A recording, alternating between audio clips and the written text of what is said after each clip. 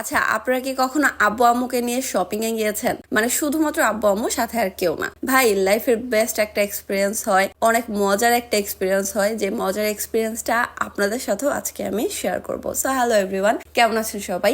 আমরা যেহেতু আমাদের শ্বশুর বাড়ি গিয়েছিলাম, মানে আমার শ্বশুর বাড়িতে আমার আব্বু আম্মুকে নিয়ে গিয়েছিলাম, তার আগে মূলত আমাদের কিছু কেনাকাটা ছিল, সেই উদ্দেশ্যে আমরা চলে আসছিলাম মার্কেটে। আর যেহেতু আমি গাজীপুরেই আছি বর্তমানে, সো আমি আর আব্বু আম্মু মিলে চলে গিয়েছিলাম জয়দেবপুর মার্কেটে। তো এখানে এসে প্রথমে হচ্ছে মেয়েদের থ্রি পিস কেনার জন্য একটা দোকানে ঢুকি, দেন অনেকগুলো থ্রি পিস দেখায়, একটাও পছন্দ হয় না, বের হয়ে চলে আসি আরেকটা দোকানে। এখন না ভিডিওতে এই থ্রি পিসটা অনেক বেশি ভালো লাগতেছে, বাট সামনাসামনি এত একটা ভালো লাগে নাই। এটাই আসলে আমাদের সাথে হয়, অনলাইনে আমরা যা দেখি সেটা আমাদের কাছে অনেক ভালো লাগে, ম্যাক্সিমাম টাইম সেটা সামনাসামনি আসলে আর ভালো লাগে না। তো এটাই আসলে বাস্তবতা। তারপরে ওইখান থেকেও পছন্দ হয় নাই, দেন চলে গেছে আরেকটা দোকানে। চিন্তা করেন, মেয়েদের চয়েস মানে কত দেরিতে হয়।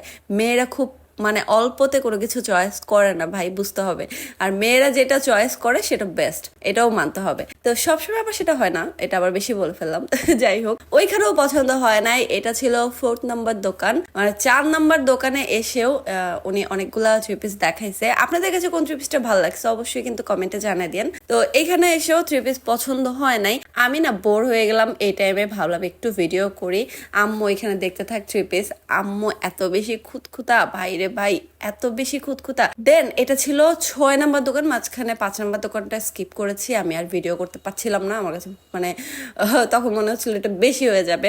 দেন চলে আসছি 6 নাম্বার দোকানে। আর এখানে এসে এই দোকানদারগুলা কি পরিমাণ যে ব্রেন ওয়াশ করতে পারে ভাই রে ভাই, প্রচুর লেভেলের ব্রেন ওয়াশ করতে পারে। তবে হ্যাঁ, উনি একটা ভালো থ্রি পিস আমাদেরকে দিচ্ছে, আমরা 2টা থ্রি পিস কিনছি ওখান থেকে। আর এইটা দেখেন, এটা ছেলেদের দোকান। আমরা এখান থেকে পাঞ্জাবি আর পায়জামা নিয়েছি। এখানে এসে একটা দোকানই এনাফ, আমরা এক দোকান থেকেই কিনে ডান, তাও আবার কিনা মাত্র 10 মিনিটে। চিন্তা করেন তফাৎটা কিন্তু এখানেই। মেয়েদের কাপড় চোপড় কিনলাম কতক্ষণ লাগায়, আর এখানে ছেলেদের কিনলাম মাত্র 10 মিনিটে। এখানে দেখতে আসছি আমরা হুডি, আর এই হুডিগুলোর প্রাইস অনেক বেশি চাচ্ছিল, আমি জানি না কেন চাচ্ছিল।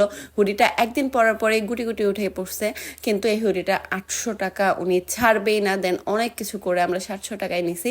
মানে 700 টাকায় এই হুডি একদমই মানে খুবই বাজে। আসলে দোকান ভাড়া তোলার জন্য ওরা এত এত প্রাইস চায়।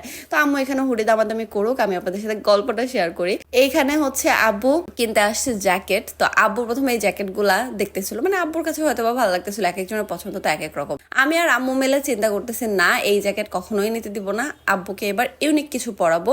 তো চিন্তা করে একটা পছন্দও করলাম, কিন্তু আব্বু পুরাটা মার্কেট ঘুরছে ভাই, এই জ্যাকেটটা নিবে না। তার কথা হচ্ছে যে ওই কালারটা ছিল আসলে সবুজ কালার।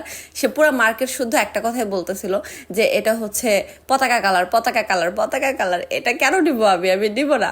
একটা ঘন্টা পুরো মার্কেট ঘোরাঘুরি করে দেন ফাইনালি তাকে ওই পতাকা কালারটাই আমরা নিয়ে দিছি। দেন চলে আসছি বাসায়। আর বাসায় আসার পরে আসলে নাস্তা টাস্তা করলাম। এখন আপনাদের সাথে ওই গল্পটা শেয়ার করি। টুপি কিনতে গেছে, অথচ টুপির প্রাইসটা ছিল 300 টাকা। সে একই টুপি, জাস্ট একটু কালার ডিফারেন্স, বাহিরে যাচ্ছিল 200 টাকা না 250 টাকা মেবি। সে তার পছন্দ হয়েছে দোকানেরটা, কারণ দোকানের ওই কালারটা আবার বাহিরে পাওয়া যাচ্ছিল না, সে দোকানের ওইটাই নিবে। কেন ওই লোকটা ওইটা 300 টাকা চাবে, এটা নিয়ে ভাই বিশাল ক্যাচাল। একই জিনিস কেন সে 300 টাকা চাবে?